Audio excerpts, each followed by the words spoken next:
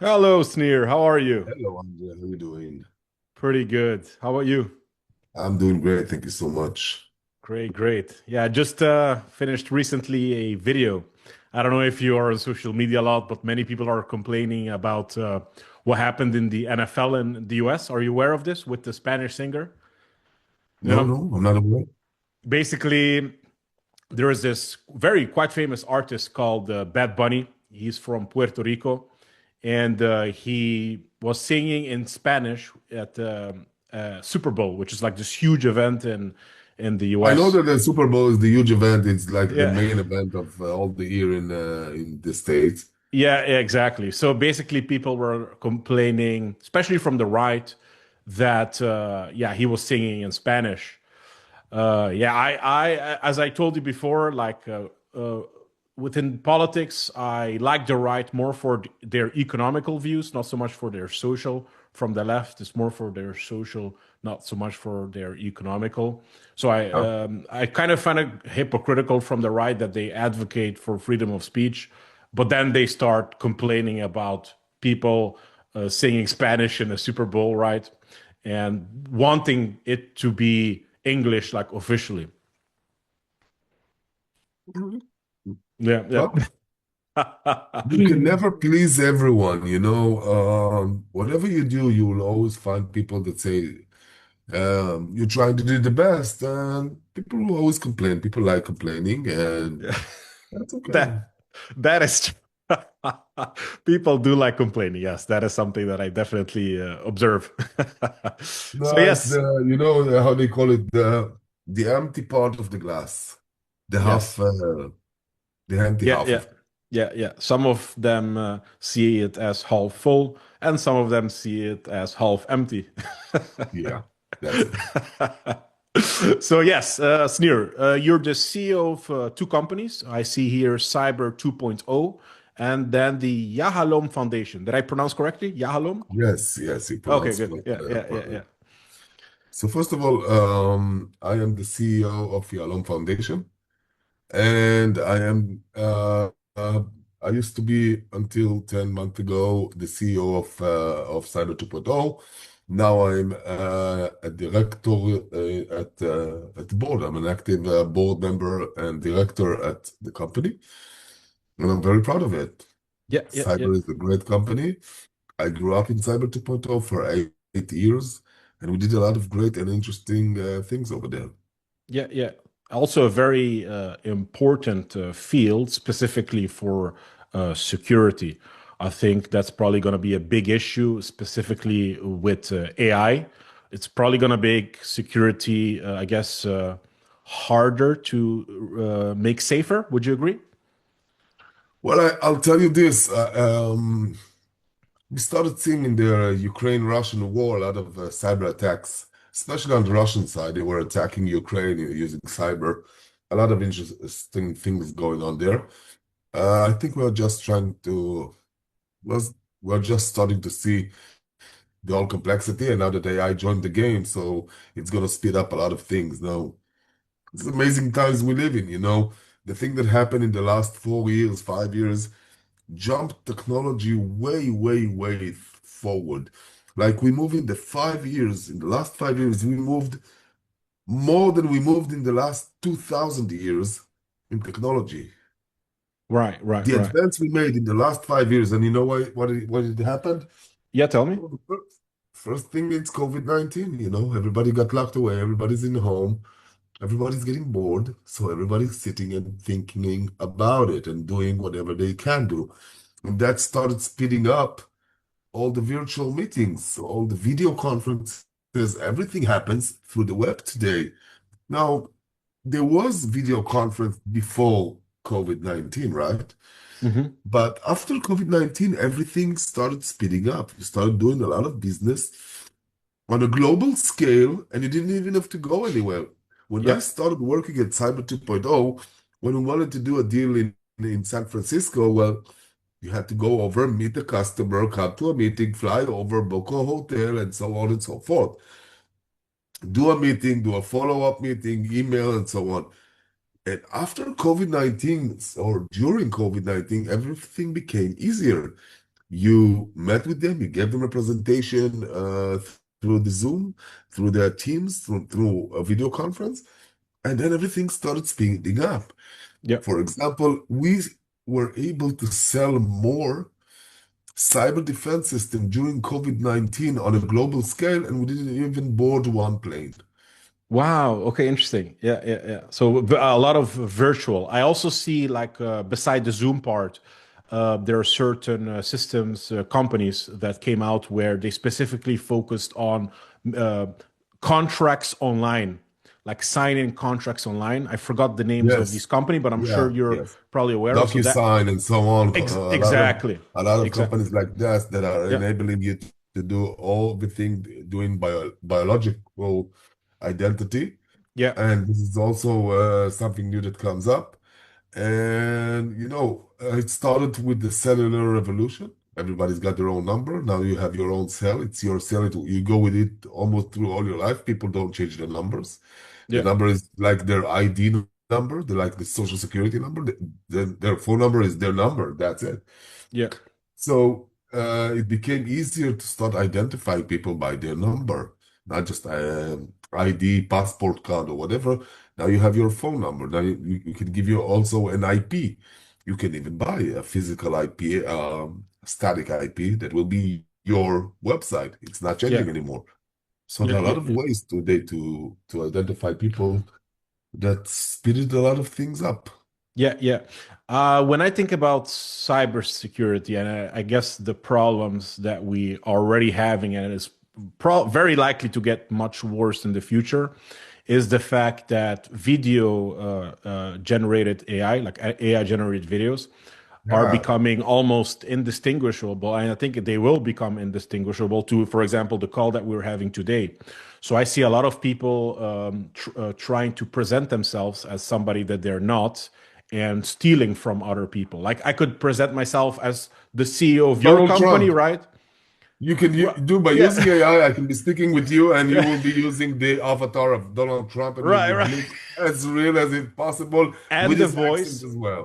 And the voice. Yeah, yeah, yeah. So that is Yeah, yeah. something crazy that I'm very interested to see how that problem will be Well, I'll tell you solved. something else that we saw. Something very interesting that we saw in the cyber. You know, they are trying to steal your data. Everything they want is your data, your personal data, your phone numbers, your pictures. Maybe you have interesting stuff. And one of the attacks we explored while I was in cyber was something very interesting. It was a brand new attack. You were getting a mail, you get a message through LinkedIn saying, "Hey, Andre, we checked your profile. You are very professional. You look very much great, and we'd like to offer you a job in our company as vice president of marketing, whatever." And you get that message on LinkedIn and say, "Wow. So, so at last somebody identified me as the true talent I am. Oh, Yeah. and they're giving me the dream job of my life." Yeah. So you said, yeah, I would love to hear more about the job opportunity you want to propose to me. And then they will get you up on a Zoom meeting. They will give you a job interview using Zoom. And now, while we are connected through Zoom, we have a connection between our computers. Even though I'm in Israel and you're in Paris, we have a connection. So, through the Zoom interview, he is uploading viruses to your computer Really? Just through the and Zoom? just using the Zoom. Wow. And Interesting. you are getting interviewed, and you are very happy. Yeah, yeah, And yeah, you're yeah, very yeah. happy about it. And you're opening, you're not even suspecting, and he's promising you a job, and he's telling you about the job, Yeah. and he's asking you questions, and you're telling him about yourself because it's your dream job, and he's telling you they're going to pay you tons of money. And after 40 minutes of job interview, he says, "All right, thank you so much. Um, I need to authenticate it with the board. We'll get back to you in the next 14 days," something like Yeah. that. And then they disappear. Or eventually you get a mail saying, "After examining your CV, we decided to move on with other participants. We very much appreciate you and thank you so much." And Yeah. in the meanwhile, you were infected now with a virus Yeah. You that you're you steals all your data. You're not doing this to me, us, Sneer. No, no, I'm not doing this. But this is one of the brand new attacks that they are using. I mean, Right, right. think about it. Hackers are getting so sophisticated. They are very smart. No, And they they're are, yeah. using your personal data. They're using your personal ego. They're giving you job offers. Even something we saw in the Philippines. Somebody's calling you up and is telling you, you're not hacking me. Andre, and they're telling you we have a podcast and we want to interview you for a podcast. CTOs of the Philippines want to hear what you have to say, and you're a CTO in Romania, whatever, in Barcelona. And wow, so, at last somebody identified me as the professional guy I am. Yeah. So you get up and you get interviewed for a podcast, and in the meanwhile, they're stealing your data. That is really crazy. So I guess I'm trying to figure out a few ways to protect myself from this, as somebody who's not an expert in this. But first of all, I would think as an individual, okay, who is the person I'm actually talking to? Um, are they do they have a certain reputation, right? Is that reputation identifiable? So you would look at their numbers of maybe subscribers on YouTube. You would look at their LinkedIn friends. You get as much Instagram. information about, yeah, exactly. You get, but even that can be faked, right? So it's not bulletproof. But Yeah. the other way I personally live is okay. There are certain data points that I am concerned getting stolen, and I'll give you one example. For example, if I have an investment account or a banking account, and they would Mhm. try to steal that, although I'm quite sure that the banking itself and the brokerage that I use probably have safety mechanisms in it that would prevent it more likely. Maybe it is possible, but it's going to be quite hard.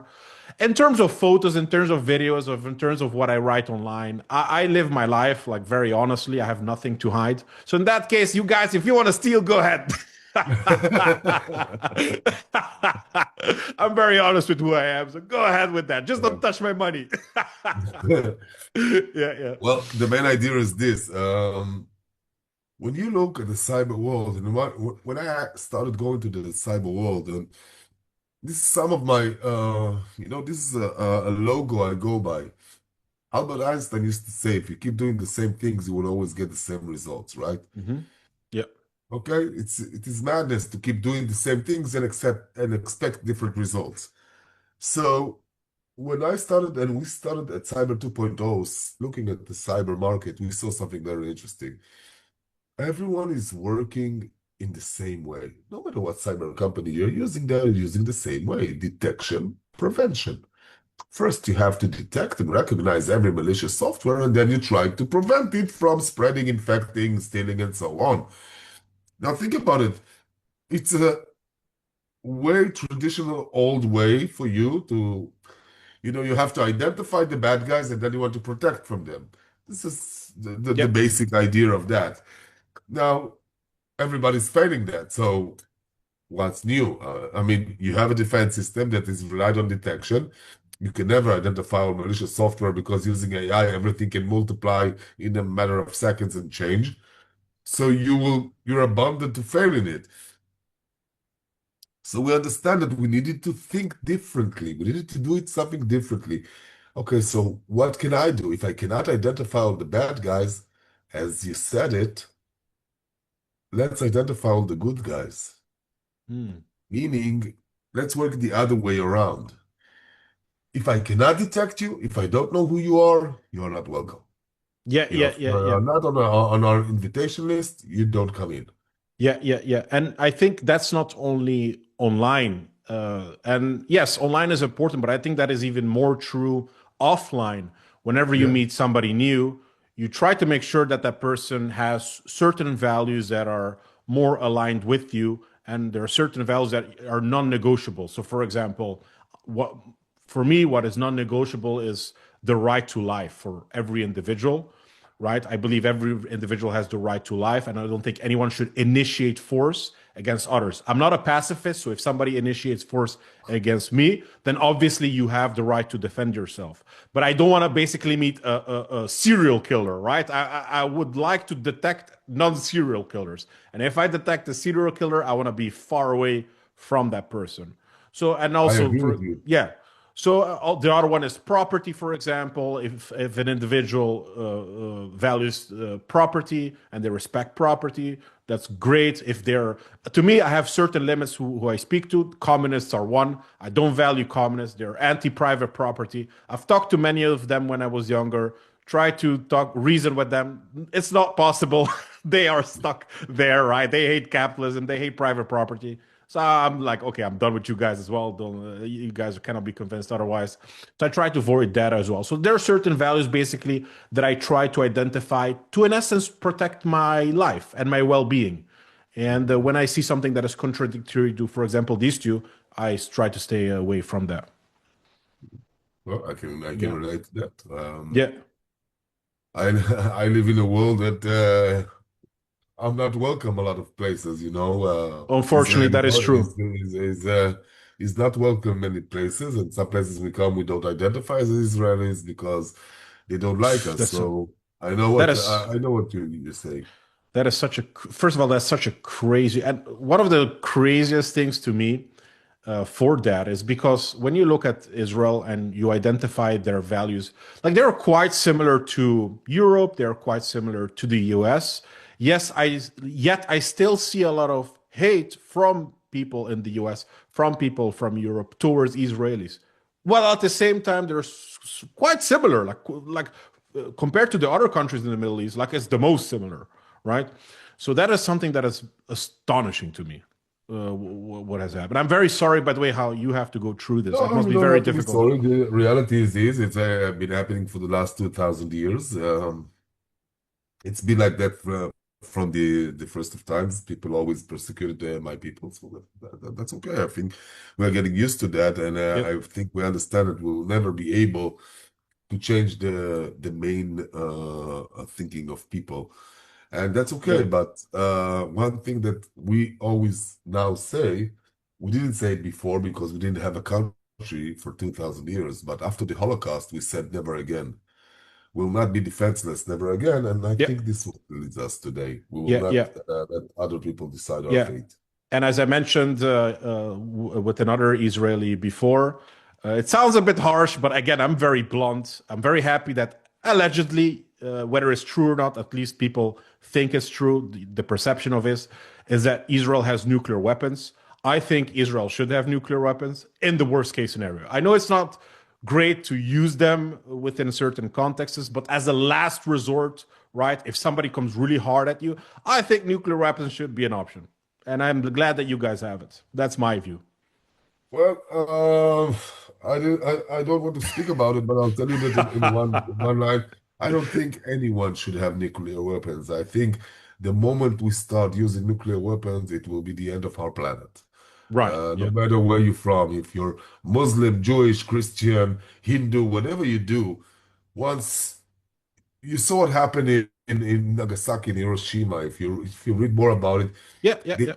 and what happened in Ukraine when they had the meltdown of the Yeah. nuclear reactor, Yeah. As well. Yeah. in it destroys the land.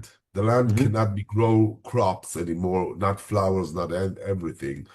So it's a tough neighborhood we live in, but I would really love if nobody would have it, not us and Yeah. not anyone, and we didn't have to use it. But Yeah. again, But the we live in reality a tough is, neighborhood, so you need to have something in the closet. the reality is countries do have it, and it's very unlikely that they will eliminate that. So all I'm saying is, if I wish countries nuclear weapon, at least I wish them to countries that have values that are much more similar to me. Like, yes, there are some countries who definitely should not have it. Iran being one of them, for example. Yeah, North Korea being another. I would not want them to have nuclear weapons. That was I destructive. agree with you, but let's speak about innovation. Let's speak about something more happy.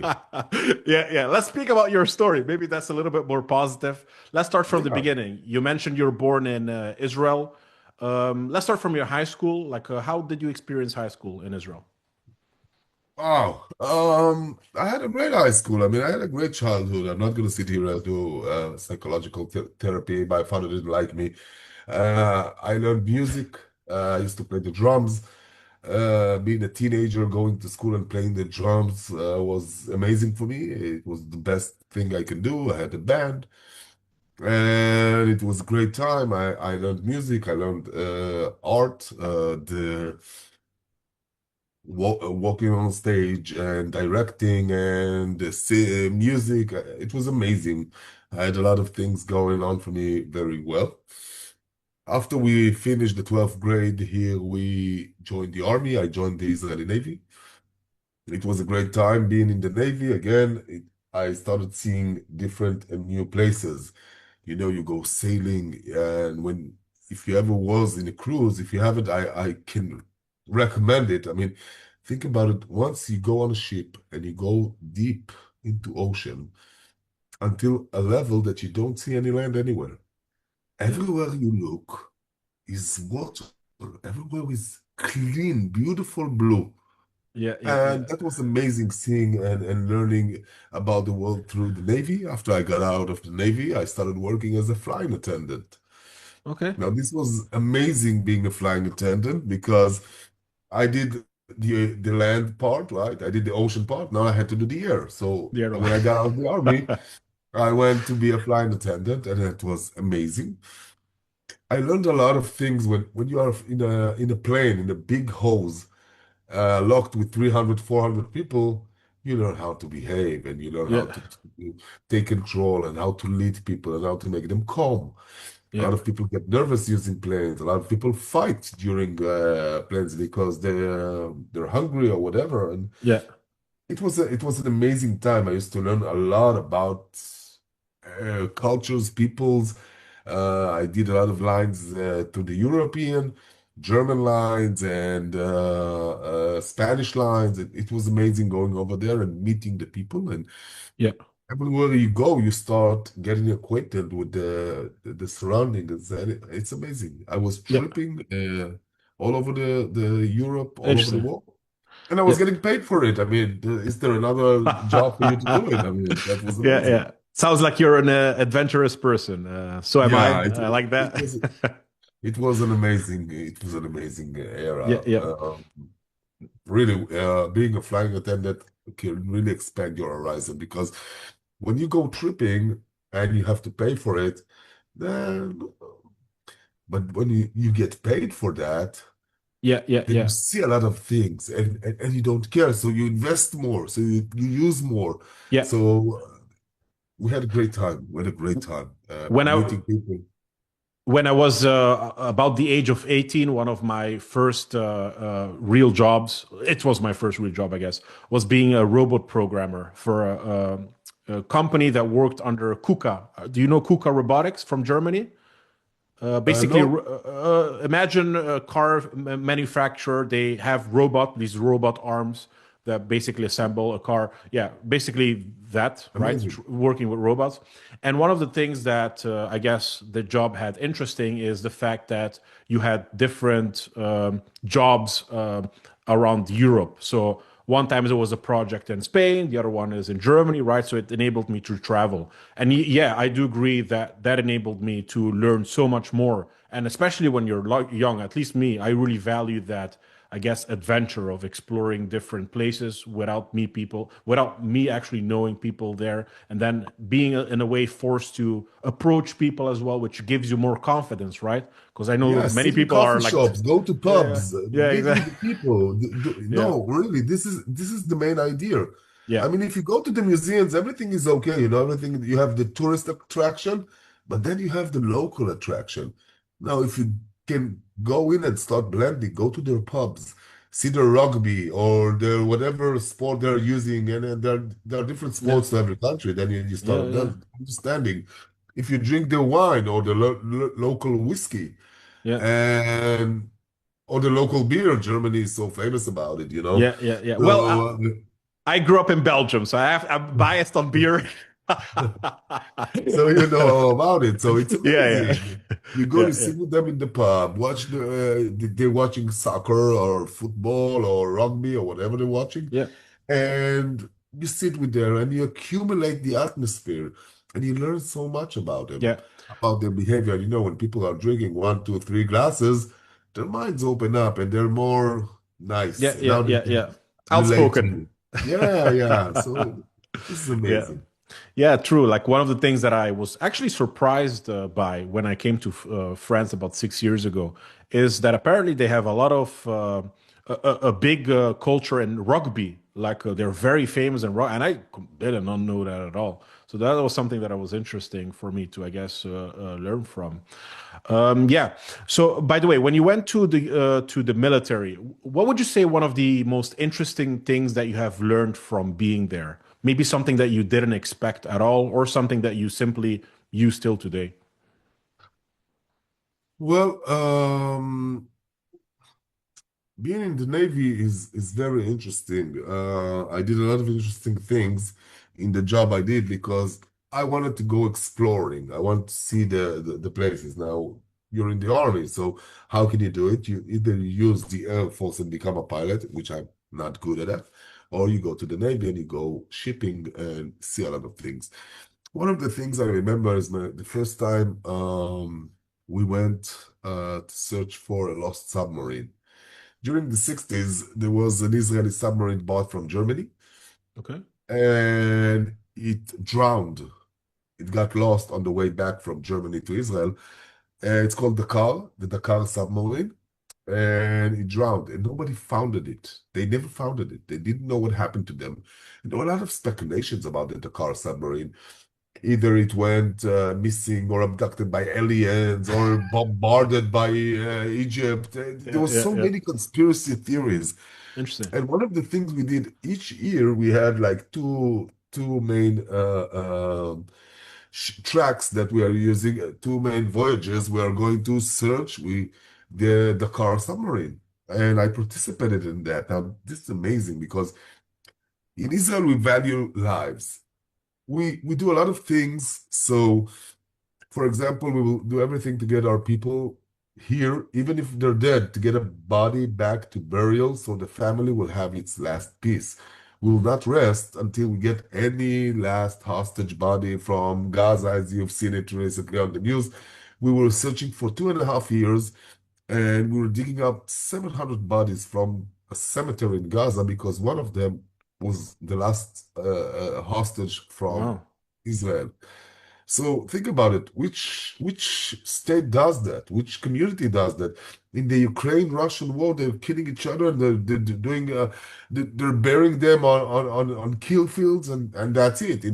In Japan, in Second World War, so many people got lost. They don't know where they are. Nobody Right. in Yemen, in Sudan, in so many people are they don't have graves. Nobody care about it. We do care about it. So when we were going to search for the Dakar submarine, it was amazing because we said maybe we'll be the guys who make history. Maybe we'll be the guys that finds the Dakar submarine. We didn't find it. Eventually, it got found like 10 years ago. A Oh, lot of okay. time after I got enlisted, but the car submarine was founded after like 30 years. It's Wow. disappeared. Yeah, yeah. And Did we know where it is. Yeah, it did drowned at the did you malfunction. know the explanation of why it sunk now after Well, I the... mean, they say a malfunction. Who knows what happened? Okay. It's during the 60s, and it's like 2,000 feet below sea level, so go search. Yeah, yeah, yeah, yeah. Apparently, it was a malfunction. Wow, okay, interesting. I've never heard about that one. Then you left the military. Did you go to university before or after? I went to the university after the military. While I was a flying attendant, I attended the university. I studied literature, the art of Literature. literature. Okay, Yeah. so you're really interested in art then. You told me. No, I'm a storyteller.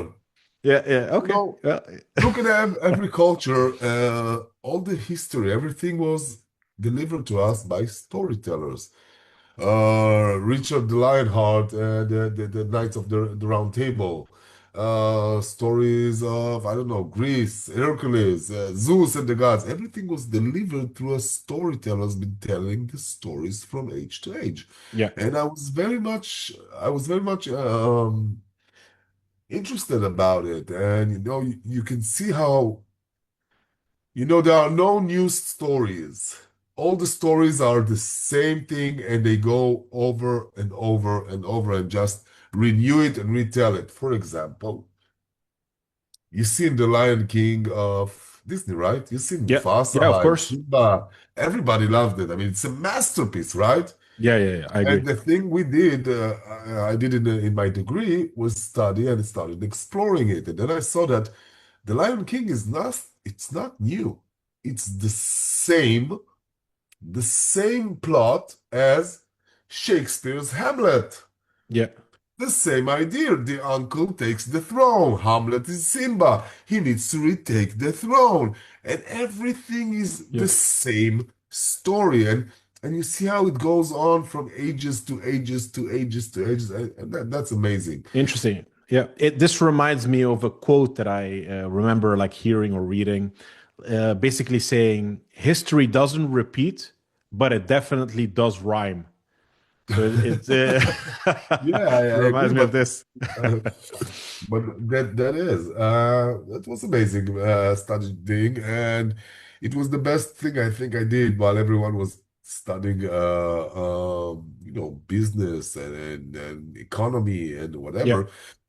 Uh, Studying literature and going to do business was the best thing I did because when you start a startup company or a new company and you need to list and you need to get people to invest. You need to go to the angels and persuade them to invest money in you.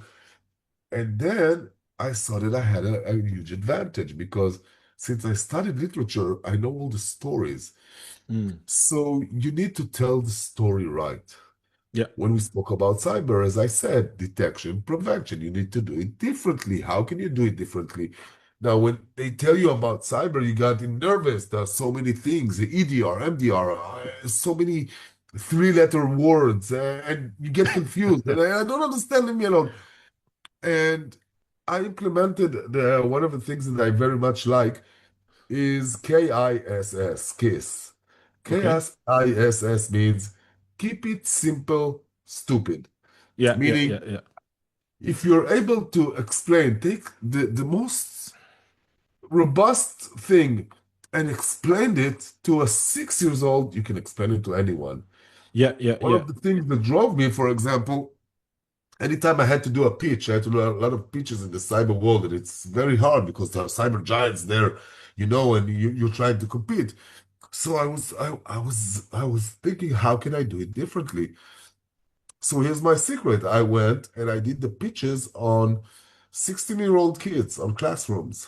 I'm doing mentorship for young programs. And so I went to the classes to 10 grades, 15-year-olds, 16-year-olds, and I would give them a pitch on cyber. Now, if you get 30, 16-year-old kids, teenagers, interested in what you're saying in the pitch, you can do it in RSA, you can do it in cyber tech, you can do it everywhere.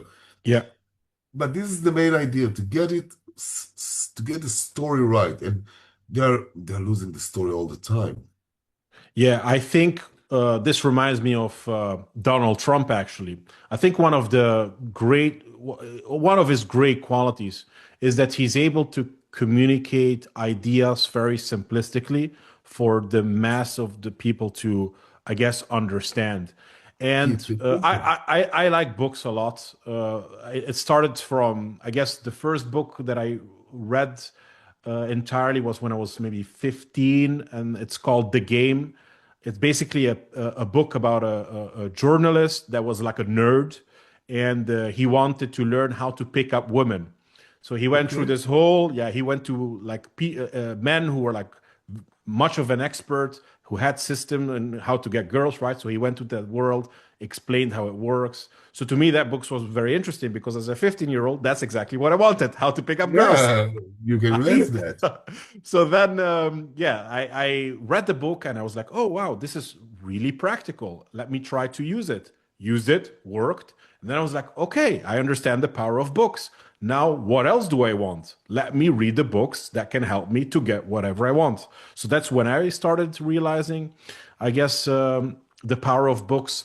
But my point is basically that while I was reading books, I found out that many intellectuals um, have a way of speaking slash writing that is very hard to understand, right? They use like very abstract language that is just not as easily for me to absorb and I guess to logically understand in my mind and then implement. Fortunately, ChatGPT now has helped me with that because now I can take Yeah. these more complex abstractions and then simplify them with ChatGPT because I can ask ChatGPT questions. So now I'm more able to understand, I guess, such people. But yeah, in essence, I do think it's like a skill to really take like complex ideas and make it really simple for the individual to understand. Mhm. Yeah. For example, um, this is what we did. In Cyber 2.0, we use chaos algorithm to do cyber defense. What is chaos algorithm? You tell people chaos, you tell them algorithm, and you tell them cyber in the same sentence. You get them all confused. Leave me alone. I'm not. That's it. I'm done. I'm going home.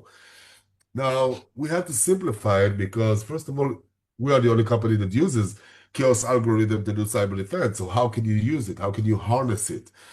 So I started thinking, what is the best way to simplify and explain what is chaos algorithm? So I started looking for a comparison, and then I found it.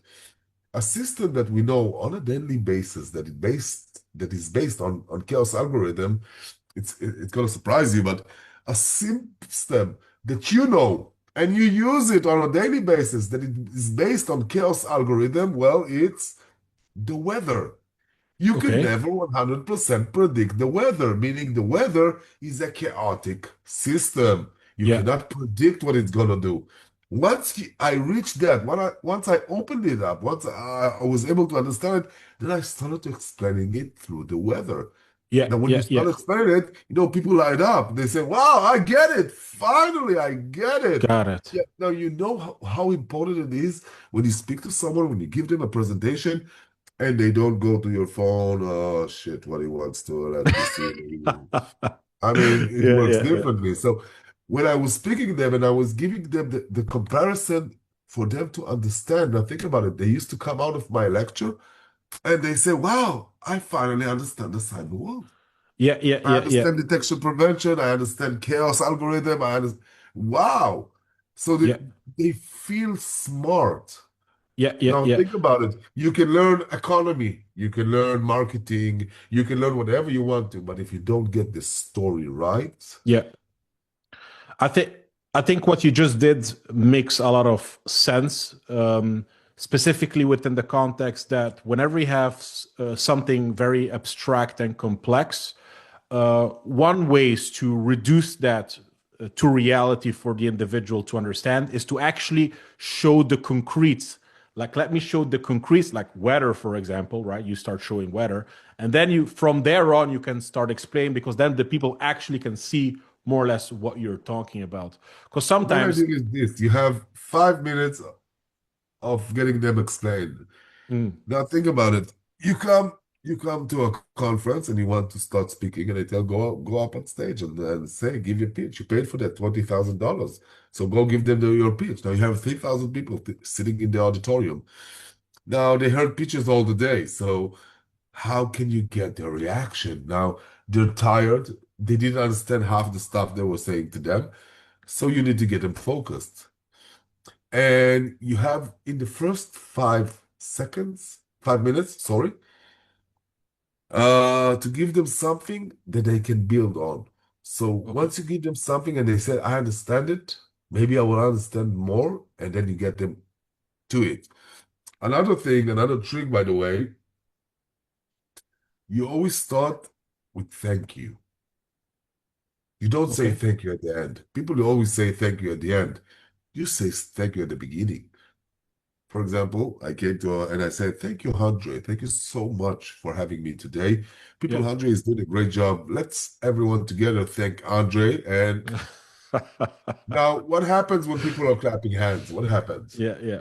Well, they're moving, I guess. Maybe that. They're putting this one down Yeah. Ah, and okay. they're There you go. clapping Yeah, yeah, hands. yeah, yeah, yeah. They're getting disconnected from this phone. Let's say they were this. Oh, everybody's clapping. Why they clap? Oh, it's just I'll put Yeah, this yeah, down. All right. Now you got their attention. You got to focus back again. yeah, yeah. Now, if in those 5 seconds you will not get them interested, they will go back to this. Back to the So the phone. main idea is to get them focused and all the time change, Yeah. go crazy. Speaking of, I guess, public speaking, I personally think that every great leader should be able to speak publicly. As a matter of fact, I've never seen a great leader not being able to speak publicly. And I also think that many people fear speaking publicly. So, my question for you is when did you first start speaking publicly and how did that go for you? Were you afraid the first time? No, man, I was in the fourth grade. Okay. And they took us to a school play. I remember it until today. They took us to a school play, and they were asking for volunteers from the crowd, and nobody was willing to volunteer. All the kids were shy. Yeah, yeah. And I said, I will go up, I will go up, I will go up. And I've been doing it ever since. I mean, you get people listening to you, and not saying speak no rubbish or speak nonsense, but if you speak the right stuff and you get to move people, then that's a great privilege. That's a great Yeah. talent to implement, to infect people. This is what got me to managing people, to being a CEO. I mean, Yeah. I love my employees. They're like family to me. You Got need to it. reach out, you need to touch them, you need to change their lives. And it's amazing because we don't start managers don't always know the power they have over the employees. An Hmm. employee will be willing to work for less salary, for less conditions, less car, less dental insurance. But if you have a great job, you will continue for it. If you have a great manager, he will stay on. Hmm. If you have lousy manager, he will move to the next job. He doesn't care. Now, we live in an area that people are moving from jobs to jobs to jobs to jobs. Now, recruiting people is it's a hassle. It's very It's hard. harder. So you What? need to get people loyal Yeah. and you inflict damage, grow them up, help them to see. Um, Beside making people do some sort of movements when you speak publicly, you can do the clapping example as you did. I heard other guests in the podcast saying that they literally just say stand up to the guest and then they do Yeah, something that's while they amazing. stand But up. Yeah. but you can do it afterwards. First of all, Yeah. start with a thank you. Thank you is always good. Mm. First, be appreciative. Say thank you all the time. Thank the Lord for the good for everything we have. Well, I'm an We're atheist. I'm an here. atheist. So No, no I load know. for So me. thank your karma. Thank the globe. Thank Yeah. Mother Earth. All right. I'll take But life. always I'll take say life. thank you for what you have. Yeah. Thank your Yeah. parents. All right. But Yeah. whatever you need, you always need to be grateful. You start by saying thank you, and then you tell everyone to clap their hands for thank you. You you insert them into a position like, we are grateful for what? And we are clapping. Why? Now it's the herd, you know. Yeah. One guy starts clapping, everybody starts clapping, and now they're asking themselves, why am I clapping? And they say, thank you. Why am I thank I you? don't even Now, like this show. that's right. I mean, I didn't even want to come here. I mean, I want a day off the office so I could Yeah. go to a conference, but this is infects you, and happiness infects people. Yeah. So when you start doing it, yes, you can tell everyone stand up, but you need a good reason to get them standing up. So you Yeah. need to upscale it. If you Build your come way from a up. beginning, Yeah. start your conference. Hey, everyone, stand up. No, Yeah. people do a Yeah. lot of things. Anybody here, went to Google for the last 6 months? They're asking questions. People are raising their hands. Okay, they want to get people focused on them and Hmm. break the state they're in. I mean, they sit in an Yeah. Yeah. auditorium. Yeah. Yeah. Yeah. Yeah. Their boredom or whatever the state they're Yeah. in. So you need Um, to. do you know who Dale Carnegie is? Have you heard I of Dale think I Carnegie? think so. Yeah. So you know Warren Buffett? Yeah, of Have you ever? course. Okay, so Warren Buffett, one of the books that he highly recommends to people is from Dale Carnegie. One of them being How to Make Friends and Influence People. There's another book, I forgot the name, but it was one specifically about public speaking. And within the book, one of the things that he recommends is to use humor within your public speaking.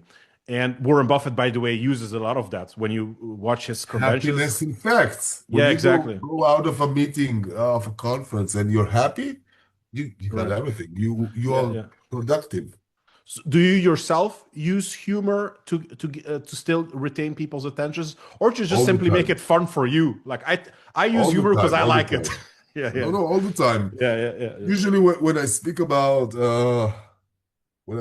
innovation, I start with telling the story of the toilet. Do you know the story of the toilet? I do not know. No. No. Oh, I have to show it to you. This is an Sure. amazing story. This is an amazing story. Let me see if I have it here. The story of the toilet. Yeah, Okay. I got it. Can I share my screen? Yeah, sure. If it's for a bit, because it's gonna mess up. Can you put it back afterwards? Yes, of course. Yeah, yeah, yeah, yeah, yeah. Because it's gonna interrupt a bit the quality. No problem. I don't think I have share screen here. Let me see. It React, chat, but share. it's Yeah, on I got it. share. Yeah, it's on share, I and then got you it. have to click the window. Yeah, I got it. This is it. All right. Can you see my screen? Yeah, yeah, yeah. Do you know what this is? A toilet with a fly, I guess. Right. Why? Why is that? What is that? Uh, uri urina fly. I don't know. No Urine idea. fly.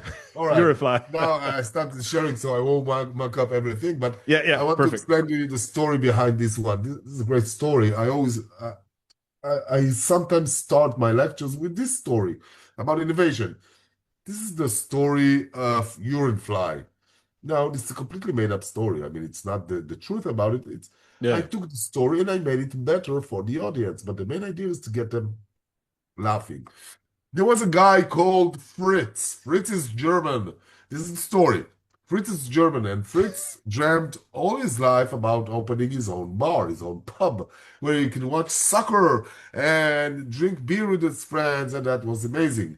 And he started saving money, and eventually time came, and he bought the local pub. He got his own pub. And then Fritz had a problem. Fritz had a huge problem because when people in Germany drink beer, they drink 2, 3 liters, not 2, 3 mugs, 2, 3 liters of Yeah, beer. yeah, They yeah. drink a lot of beer. And after you Like drink water. yeah, so after you drink some beer, what happens to you? Well, You gotta you piss. need, yeah, you gotta piss. You gotta take the liquid out. Now, after 2, 3 beers you drink, your aim is not so tough. I mean, you're okay, but you're not aiming straight. Yeah, yeah, And the yeah. problem Fritz had was people were urinating around the toilet and not in the toilet. And all the toilets were smelly from stink of urine. Yeah, And he yeah. had to clean all the time the piss, and it was driving him crazy. So he wanted to solve this problem. Now, how can you do it? Okay. And you can do better cleaning lady. You can do more mops. You can change the toilets to standing Yeah, toilets yeah. or what. You can do a lot of things. But then Fritz came up with the idea. Males, us men, have an instinct called the hunter. The hunter is the instinct of the man. If you give Yes. a man a target, he will go for it and he will go to hunt it. He took a Yeah, yeah. sticker of a fly Yeah, yeah, yeah. and he sticked it inside the toilet. Now, when people came in drunk and they had to piss, they saw the sticker of the fly. And what they had to do, well, they had to urinate. They were aiming for the fly. They wanted to hit the fly. Yeah, yeah, So they yeah. were urinating on the fly. Piss percentage going out of the toilet came down by 90%. Right. Yeah, yeah, yeah, yeah. This is a sticker fly, a urine fly. This is how it's called. This is a great example of innovation. Yeah, yeah, yeah. And it And this actually guy is a exists. millionaire today. Yeah, yeah, yeah. It actually exists. Like when you go to many public You will toilets, see it in something airports, you will see like it so many this. Yeah, yeah. places because it takes care of a problem that nobody knows how to solve. There was always a cleaning lady and mops and stench and piss. And then he just thought about an instinct and how he can sharpen it and how he can solve a problem nobody solved before. Now you got them through a funny story, listening to you. They're smiling, they're laughing. You speak about peace, which is, Yeah, it's yeah, always yeah. fun to speak about this stuff. But you got them Yeah. into not now you can speak with them about innovation about cyber. Yeah. It's fun for maybe us, not for my wife, because she complains a lot about my aiming. Maybe I need a fly or two. You can buy the sticker fly. I mean, it's amazing. It's an amazing thing. Yes, yes. Every time, everywhere I showed it in India, in Europe, in America. Every time I told that story and I showed them, and they said, "Wow, this is genius!" And this guy is a millionaire. He's selling the sticker. Yeah. It's a And quite click. simple.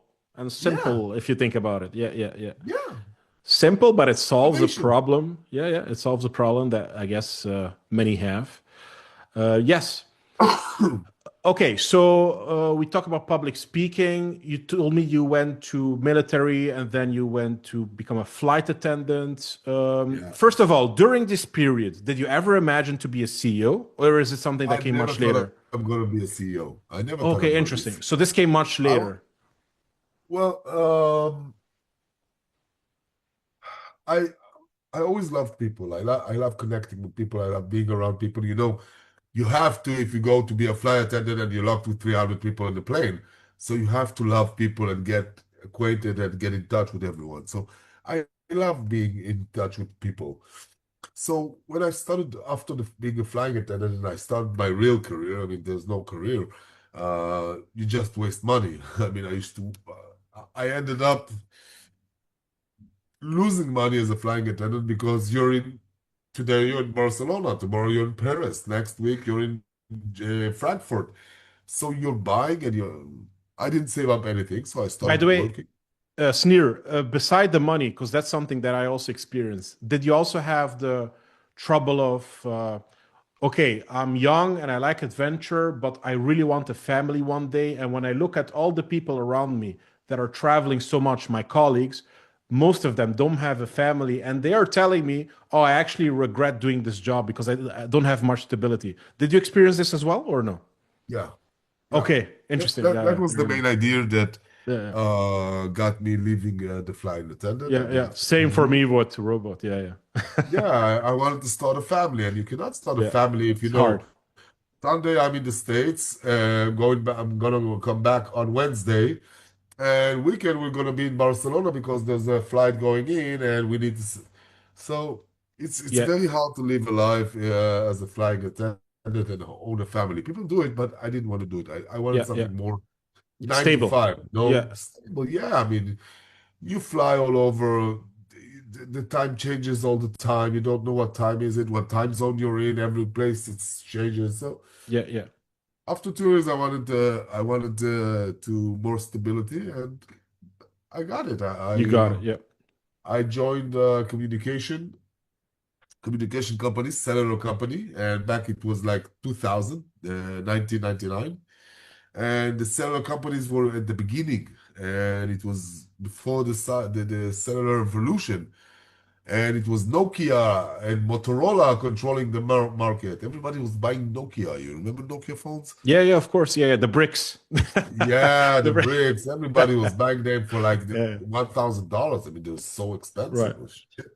And it was an amazing. I started learning communications. I started learning about communication, SIEMs, GSM, TDMA, CDMA, all those terms and things that we can do in communications. And I started working for Orange Communications, which is a global trademark. You can Of see course, it I in. know. Yeah, yeah, yeah, yeah. We have. Yeah. In So Italy, I it's was very work. popular, if Yeah, so I I'm was not working with mistaken. Orange Israel. It was amazing. And then I got married. I got everything started up from Orange. And from there, I was moving forward. Yeah, yeah, yeah. So interesting. You did literature, which helped you a lot, I guess, with influencing people. You did sales, which also, by the way, I think sales is one of the top jobs leaders also should pursue because sales itself enables you to influence, I guess, the buyers, right? Who you're trying to sell, I which agree. helps you keep, I guess, feeding the table. Mm. I agree. It's more than that. You spoke about it, sales is everything. Everyone is a salesperson. I mean, if you want to go out with a woman, you have to sell yourself to her. Yeah, Now, she can be a tough customer and she can yeah. be an easy customer, but you're selling yourself all the time. You're doing a job interview, you're selling yourself. You buy something in a store and you're selling yourself because if you will be very kind and nice and the store guy will like you, maybe he'll give you a discount. Hmm. So you're Yeah, yeah. selling yourself all the time. So everybody should know sales or at least sales techniques. You got to buy a house, you got to rent a house, you want to debate on the prices, you want to see if you can pay less. Um, Everyone is a Do salesperson. You do you cannot run think from it. do you think some people are more natural salespeople than other, or do you think it's entirely, I guess, teachable?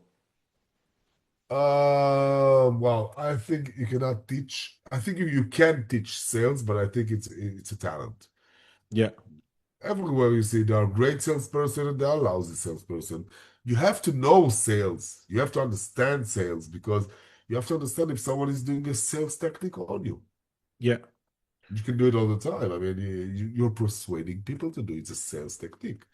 So you have to understand body language, tones, how to speak with everyone. But you can never be, it doesn't say that you will be a great salesperson, yeah. but you must understand the language. Sales is a language. You have to Hmm. understand it.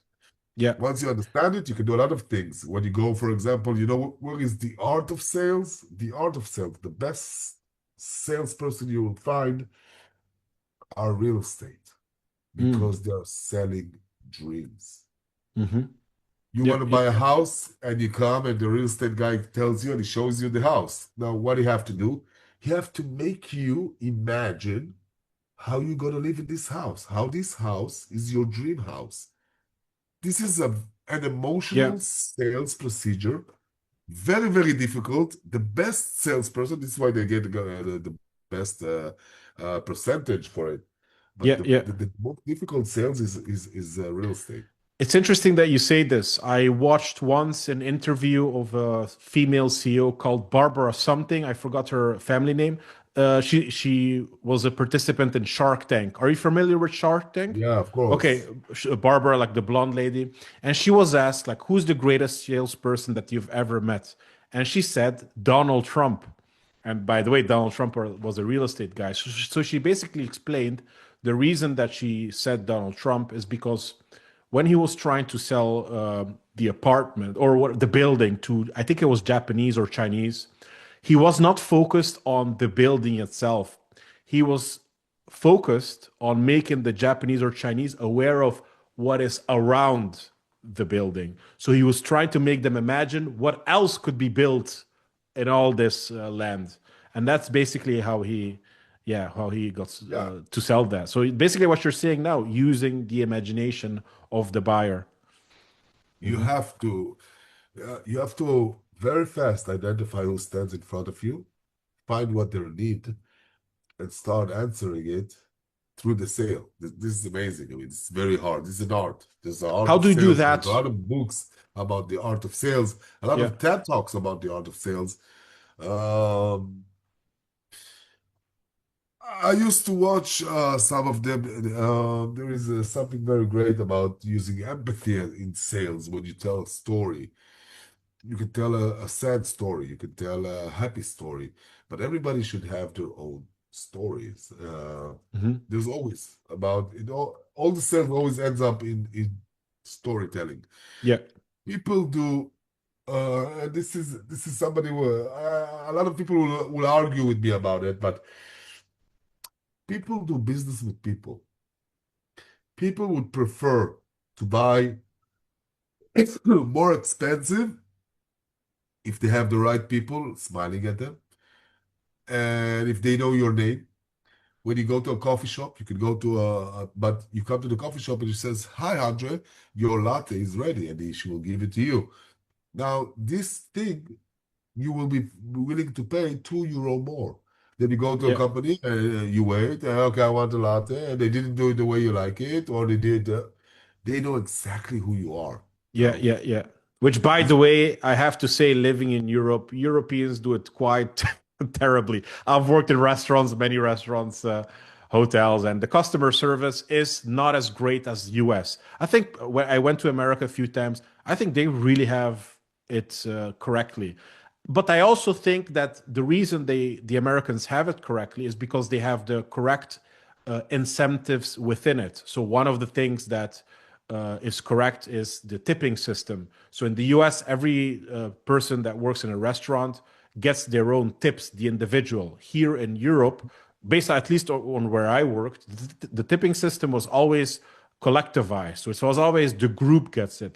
But if you give it to the group, people within the group will basically say, I don't care if I do a good job, I'll get my money anyways, my tips. So I think that's why, yeah, European probably do it worse. It's the tipping but culture. European coffee is better. That is true. I'll give you that. The product itself is great. I don't like Starbucks coffee. I'm Yeah, yeah. sorry. Oh, I still I don't. like, yeah, yeah, but not always. I think I'm more of a Italian coffee, like a I'm with you espresso. about that. I'm Yeah, really with you on the Italian cappuccino. yeah. Who is the greatest salesperson that you've met, and why do you think he or she is the greatest? Um, One of my managers, when I was working at Orange Communication, he taught me the main idea, a couple of principles about sales. He used to say, either you're a pusher or you're a pisser, all right? Pisher. And I didn't understand what he wanted what he wanted from me. And then he said, either you go and you push the deal will not close itself. You need to go over and you need to push the deal. Yeah, yeah, Otherwise, yeah, you're going to yeah. be a pusher. You're going to sit down and you're going to see it go by yourself. And I think this is one of the best things that stayed with me for the last like 30 years. When I've been working in sales, he was so right. Either you're a pusher or you're a pusher.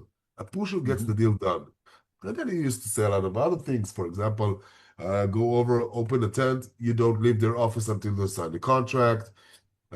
Business you do with people, get to know them, get to know their hobbies, their wives. Until today, I have a subscription for basketball in Israel. And I have always a double a triple subscription. I'm going with my son, and always I keep my option open. Mm. So maybe this guy will want to come with me, or maybe I will invite that guy, or maybe I will, instead of going and having a coffee, speaking for half an hour, let's go 2 hours to see a basketball game. And then you started opening up. So you always have to do that. And he taught me that. Networking is everything to get the deals done. Very interesting. I don't know if I told you in our small conversation we had before, but unfortunately, I realized the power of networking much later in life. At the Really? age of pretty much, yeah, yeah, I'm 32 now. I realized it at the age of pretty much 30, 31.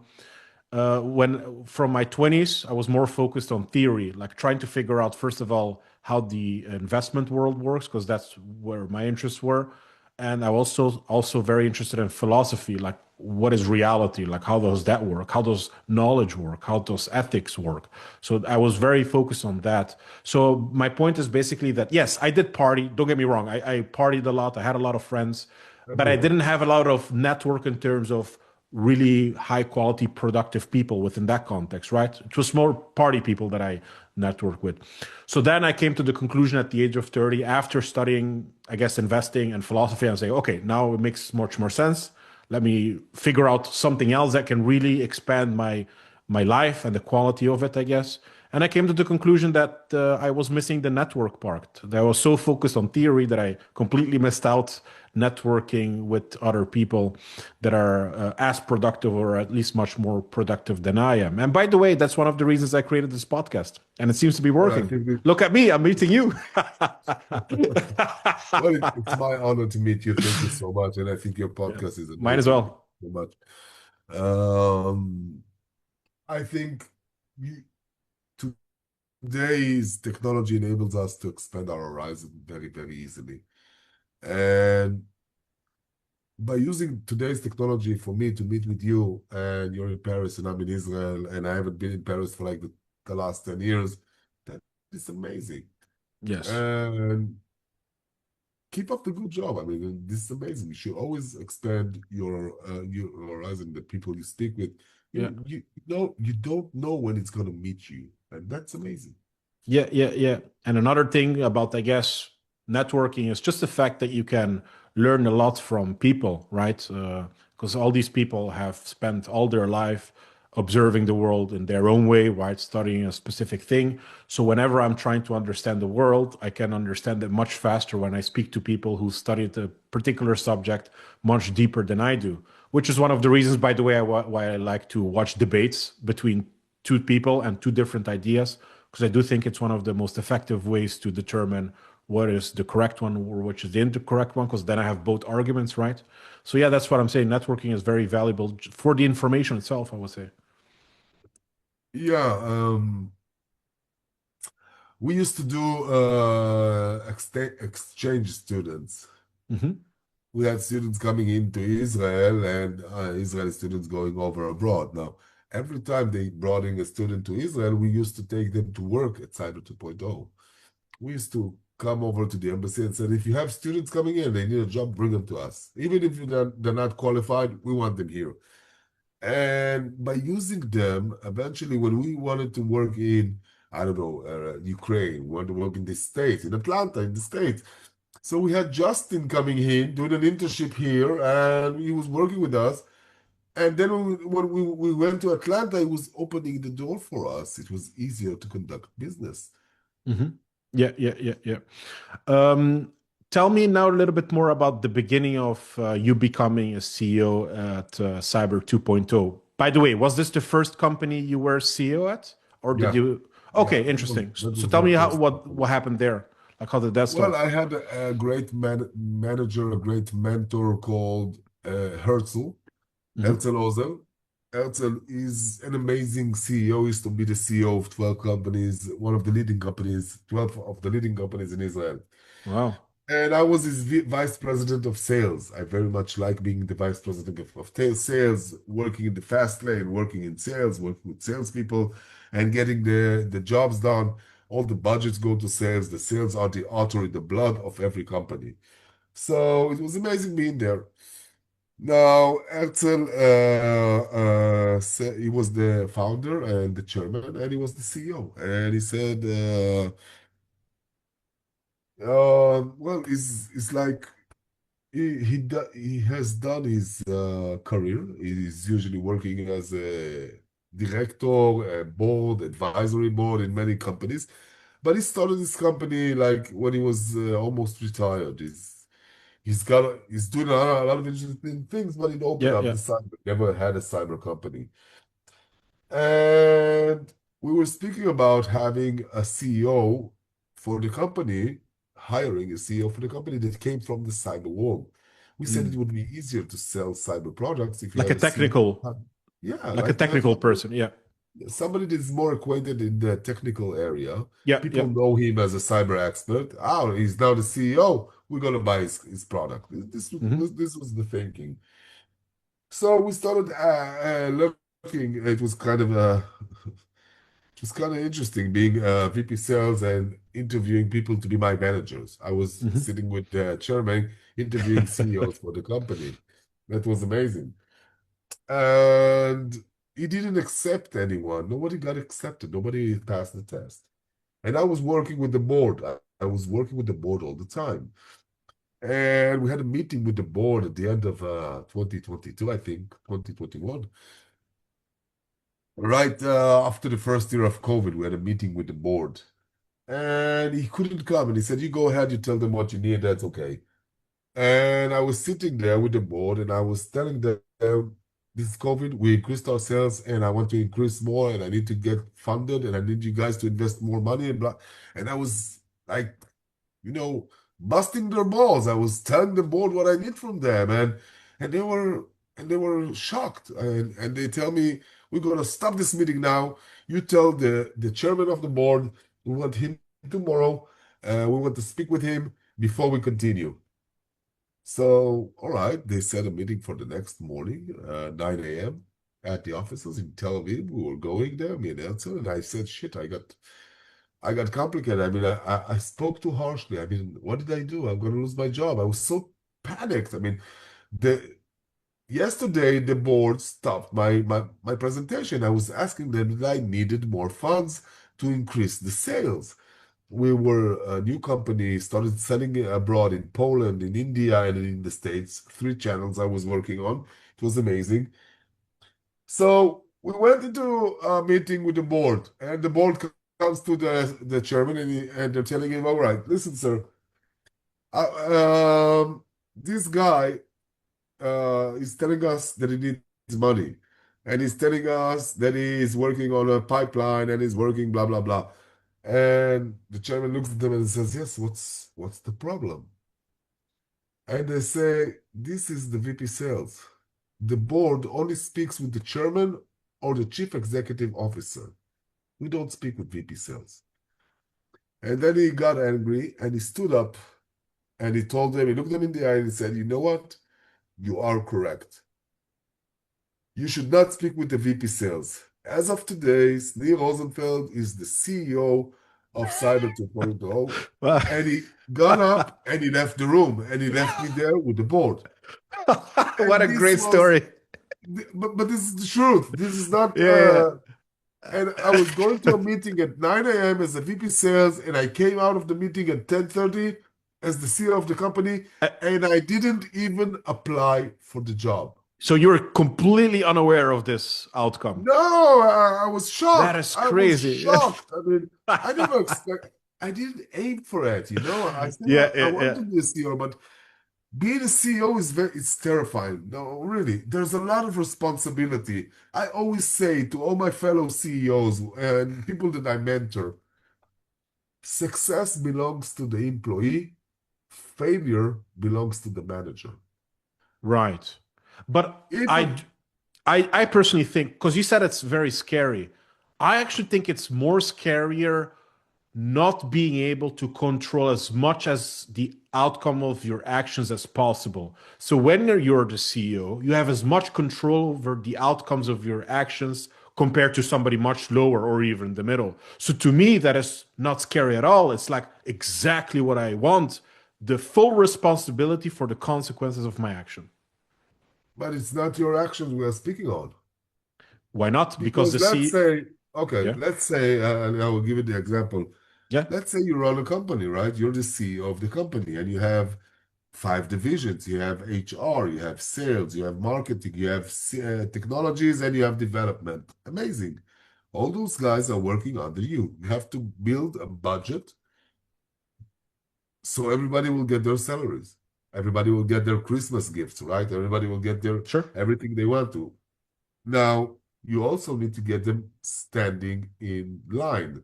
Sales must do the complete sales because if sales fail, you get less money. You get less money, you cannot pay salaries. You need to get yourself tightening in the belt and you have to start firing people.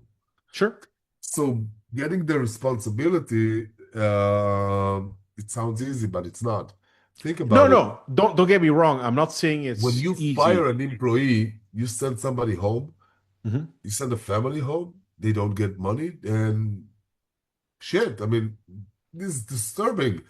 I had a lot of, it was very difficult for me to lay people off. I mean, Yeah, and so this is why I say if they succeed, meaning as a CEO, as a manager, you are able to drive your people to success, help them close the deals, help them evolve, help them become a better version of themselves, and they put it into the job, and now the company is a better company.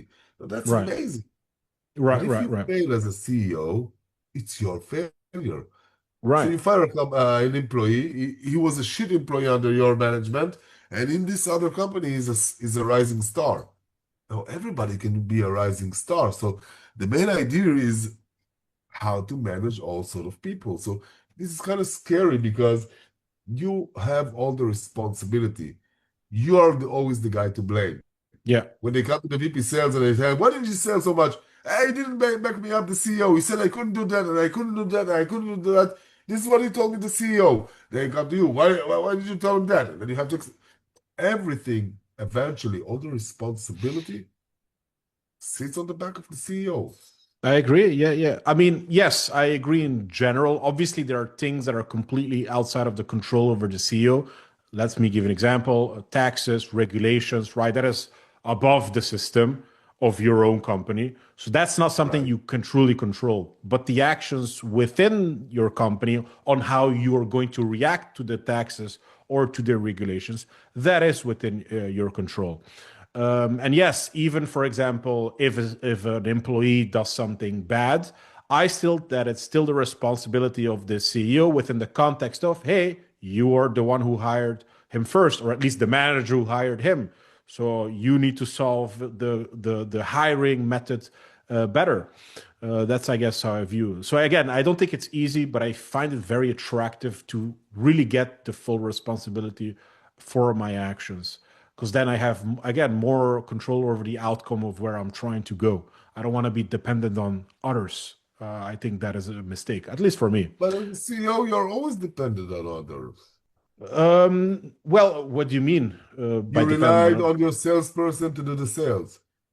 If they Yes, don't do the sales, but here's the difference. I can choose who I can hire as a salesperson or not, right? So I have more freedom in managing that part of the system. But if I was a salesperson, right, working under the company, I still have to act within the system of whatever the CEO is envisioning or has created. So, in general, in the broadest sense, as a CEO, you have control over the entire system. Obviously, not the literal entire system because there's government above, right? So you have regulation taxes, so not entirely, but within the company, yes.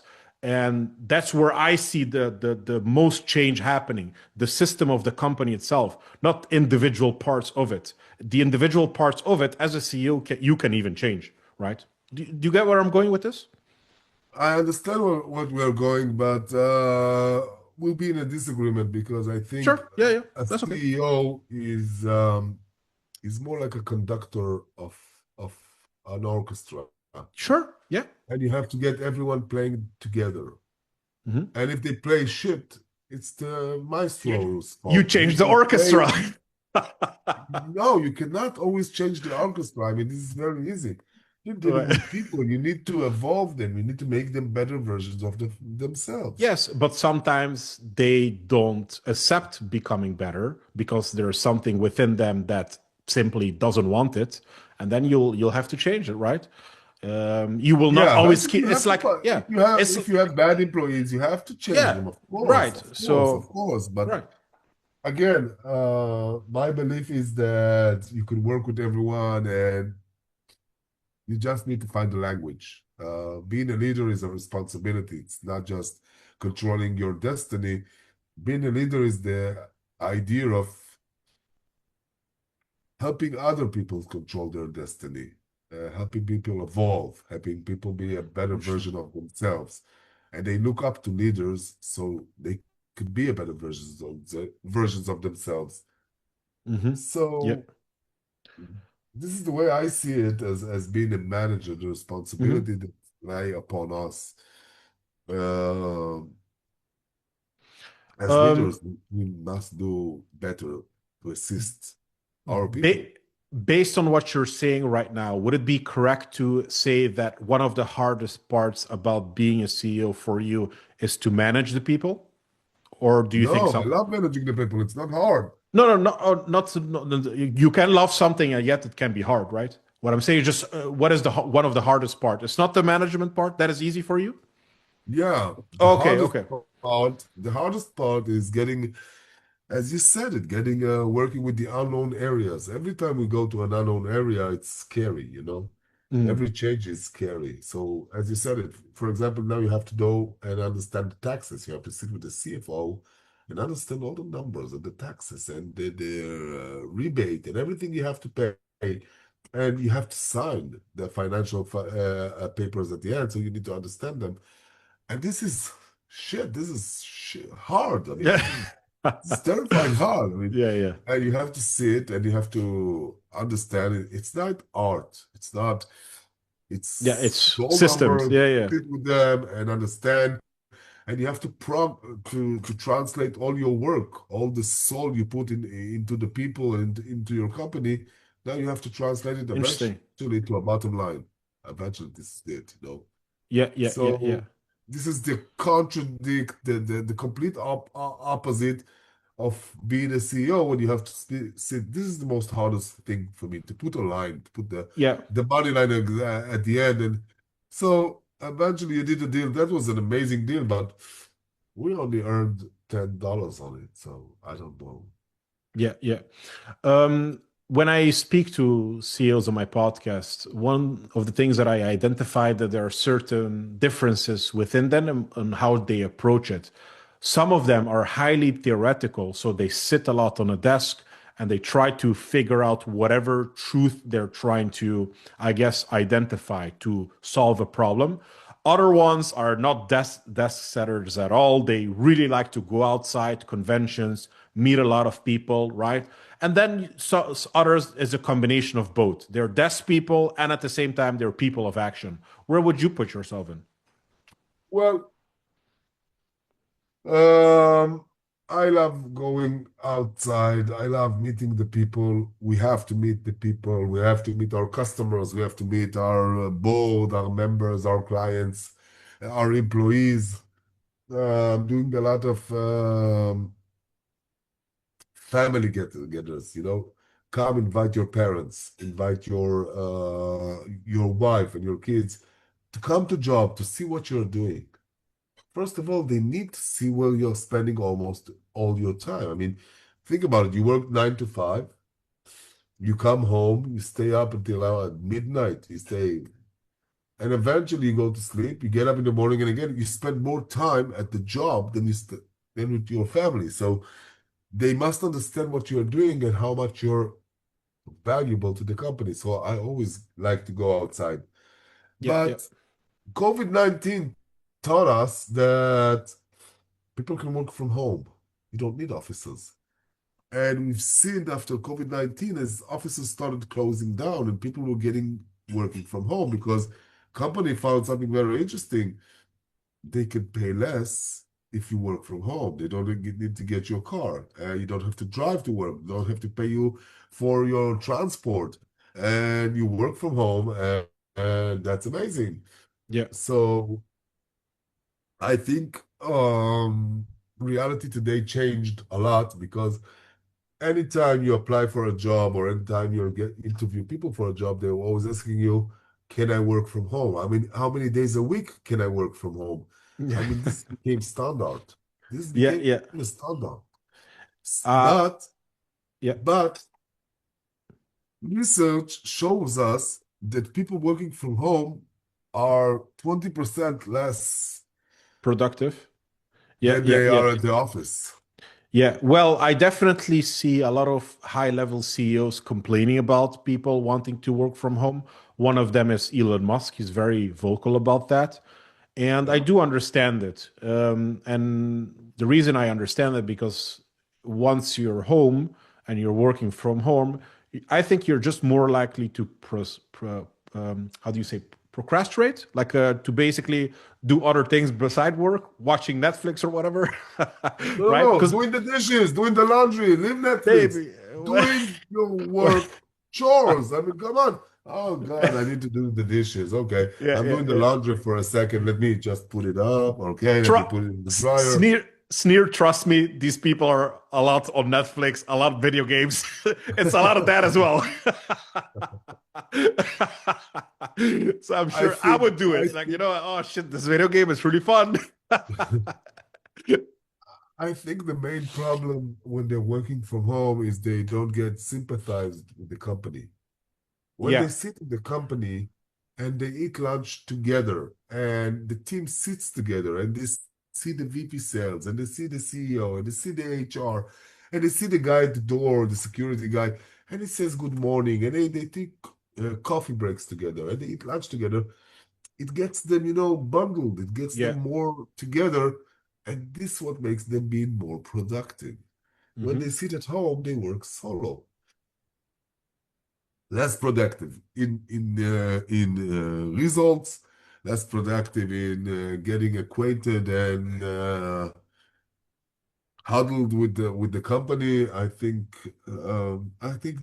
you should do between. I mean, Yeah. people Yeah. today want to work from home. Uh, I think it's less productive to the company and to the people. The main advantage of it is because you don't have to pay, you pay less Yeah. as an employee when they're working from home. But I think you lose a lot of things from it. You should do it smartly, but you should Yeah. Yeah. mix it. You should mix it.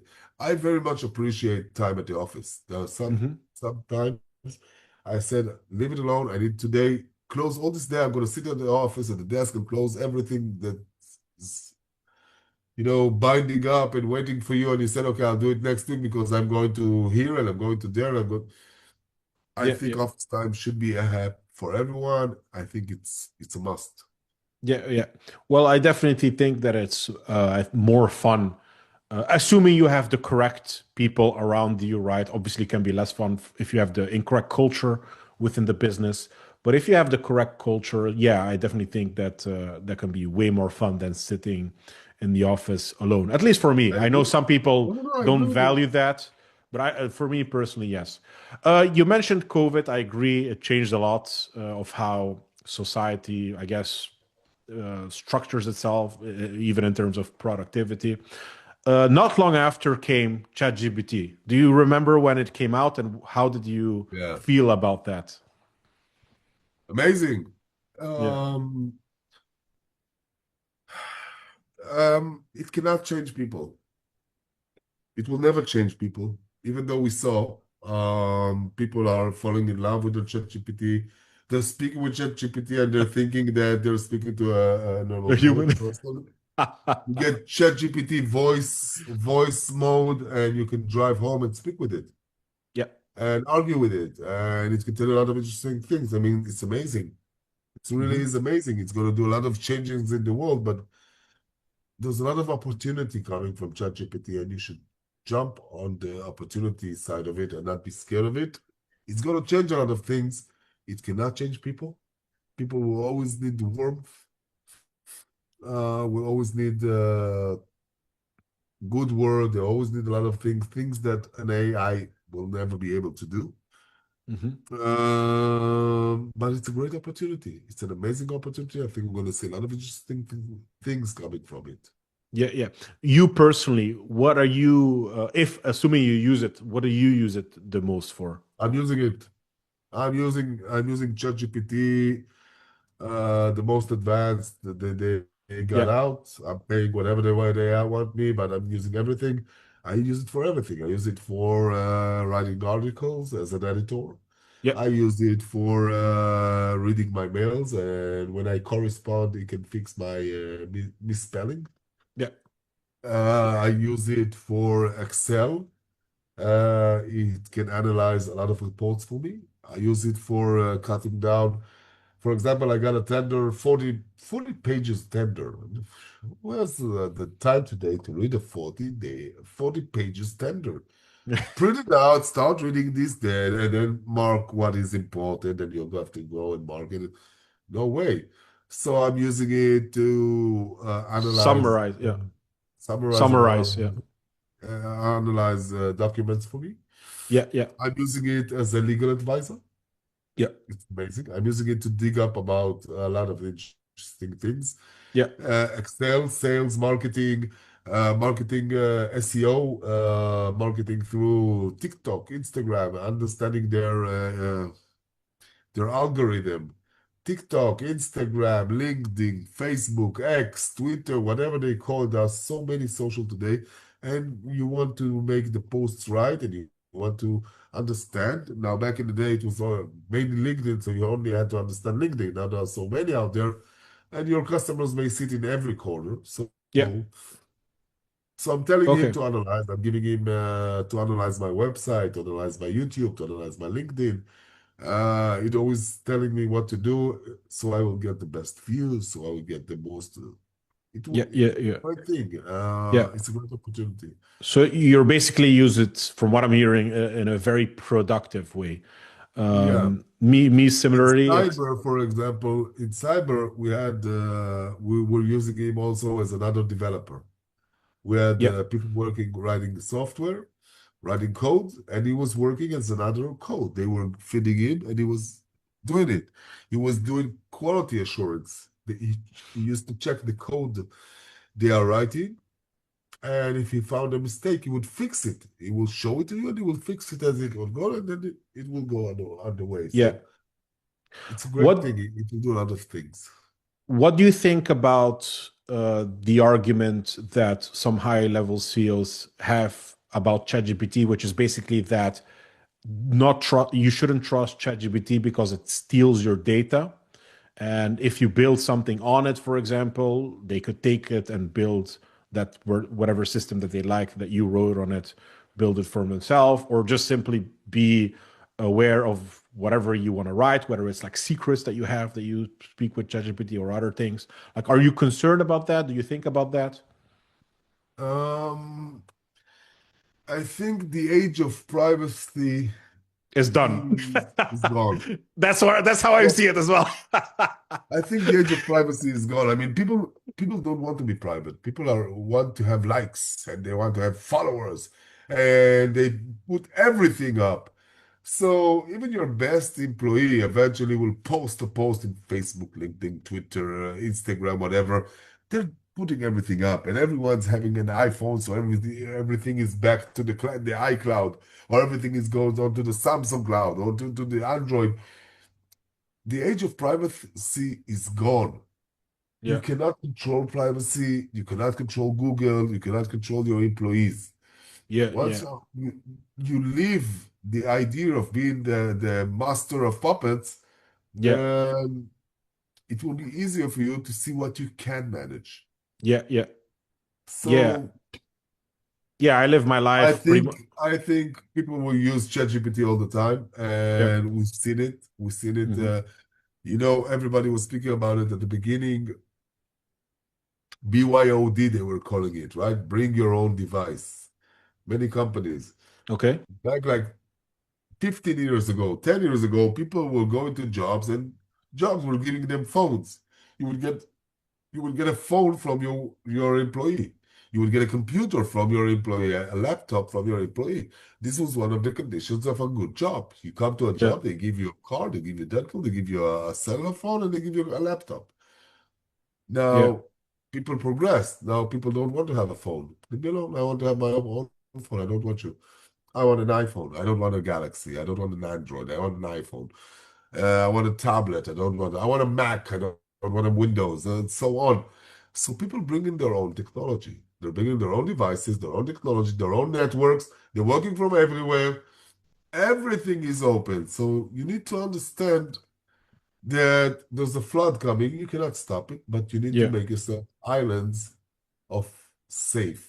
Yeah. Where Safe. are Yeah. the Yeah. safe islands? Where are the safe islands that you can Yeah. Yeah. still relate to? But you Yeah. cannot stop people from working in ChatGPT. It's all over. And more than that, you should encourage them to use ChatGPT because ChatGPT will take your business to the next level. I agree. Yeah. Otherwise, you know what happened to Blockbuster, right?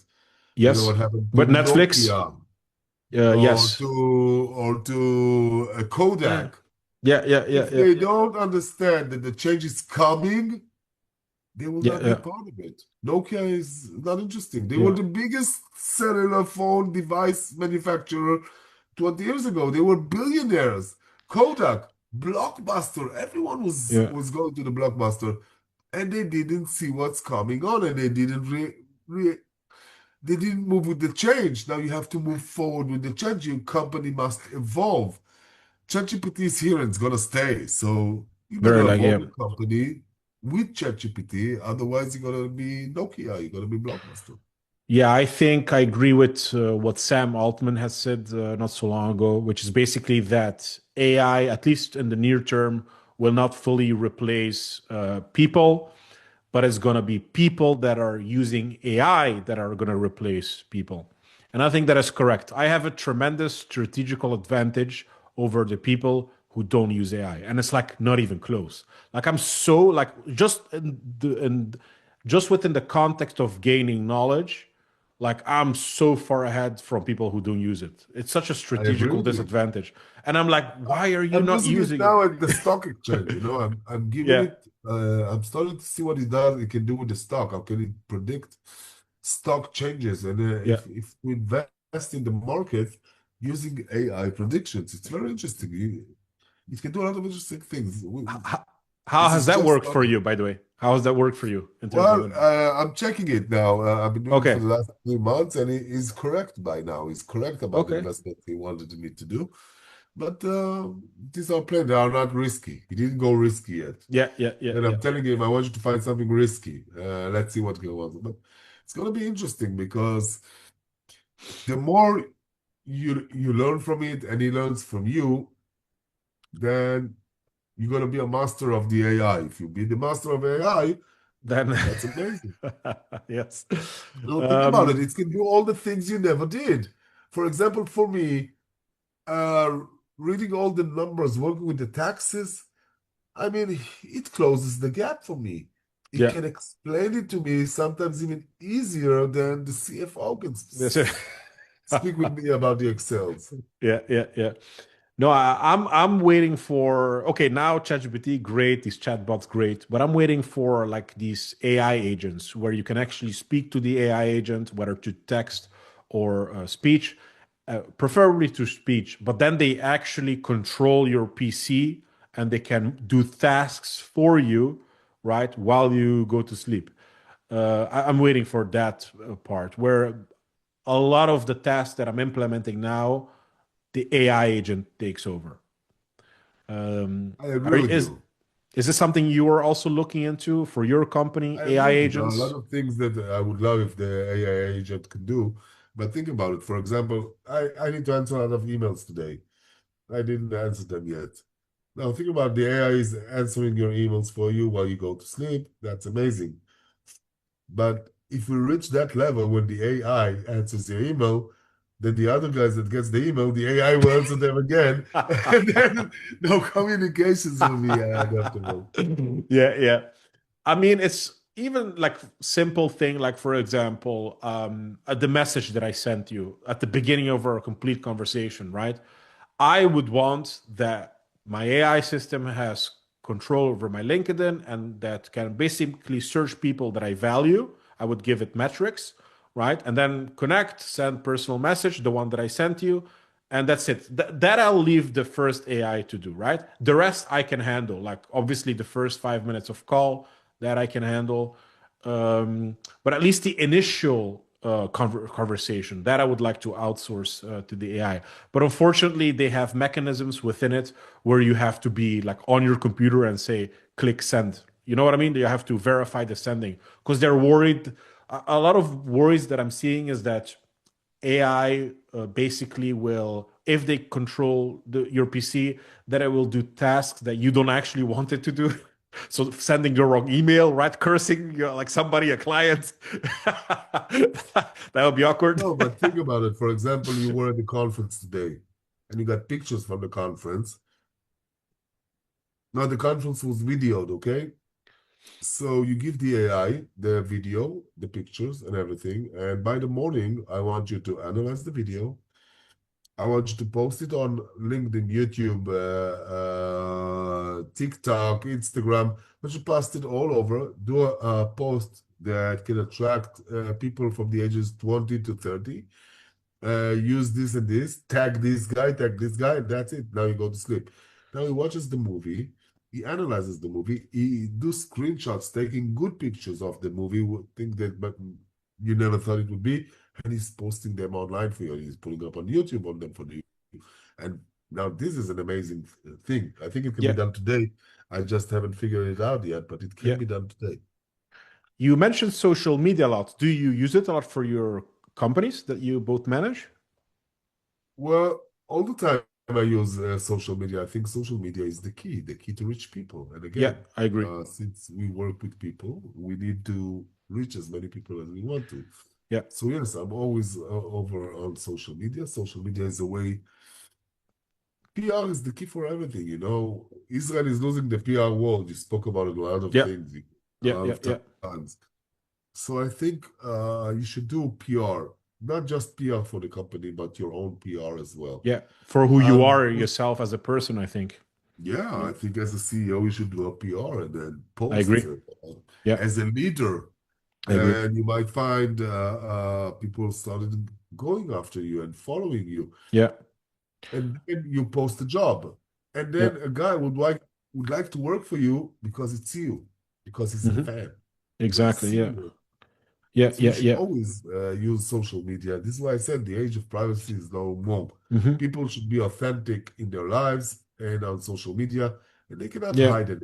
You know, yeah. you No, you you want to meet someone, you go to the LinkedIn, Facebook, Instagram, and then you know where did they went to, what bathing suit they wore when they were in the sea, whatever they did, you know, everything. So yeah, yeah, yeah. No, I think, yeah, you're absolutely correct that leaders should be more out there online, whether it's a politician, whether it's a business leader. And I think one of the reasons people should do that is because it's a way to express your values. And once you express your values and you put it online, other people who have similar values to you, and especially if you have a long database of your values, which is why I think podcast is one of the best ways because you can have many episodes. And when I say something, most of it will have been said since the beginning, right? Obviously, some things that can change, right? People change, they change opinion with the new data that they get. So it's not like always static. There are certain things that are going to be static. But yeah, you basically put your values out there. People have a database of your values and they say, oh, that's a person that I like. That's something, that's a value that I also have. And that in I agree. itself can really increase your networking a lot. And like, I guess solving the trust issue, because one of the issues of doing business is this trust issue. Like, is this person going to hurt me? Is this person going to scam me? Is this person going to do X to me? Right. So that's a huge problem. And one of the problems that you can, I guess, solve it with is with being, for example, a person of integrity, person of honesty, and actually having the database to back that up. Mhm. And to me, that's how I see the solution for that problem. That's what I'm doing. Mm, Yeah, I can agree with you. yeah. Which social media has currently been the most value to you? Would it be LinkedIn? Would it be YouTube? Any other one? Facebook. Facebook. Interesting. I've actually started the Facebook 3 days ago or something. So, I think Facebook is still the best network. yeah. What do you do on Facebook? Um, but it, but what do I do on Facebook? Yeah, like do you post videos or what is your content about? Well, I'll tell you, I get everything separated. Facebook is more personal, friends, Got it. Hmm. inner circle, Hmm. those circles of friends and families. LinkedIn is more social. Hmm. Now, I have more followers on LinkedIn than I have on Facebook because LinkedIn is your career. LinkedIn is your business card. I mean, everything you do, you need to post it on LinkedIn so people will see it. But Facebook is more family. Yeah, yeah. It's more. Got it. I will go to a basketball game. I will post it on Facebook. I will go to a conference. I will post it on LinkedIn. This is the main Yeah, yeah, idea. yeah, yeah, yeah, yeah. I get it. I have Facebook for that as well, except that I made the page as well for the podcast. So I post videos there on. It's Good. going well, yeah. Let's speak a bit about Yahalom Foundation. We haven't spoken about that a lot. Like, when did you become the CEO of that?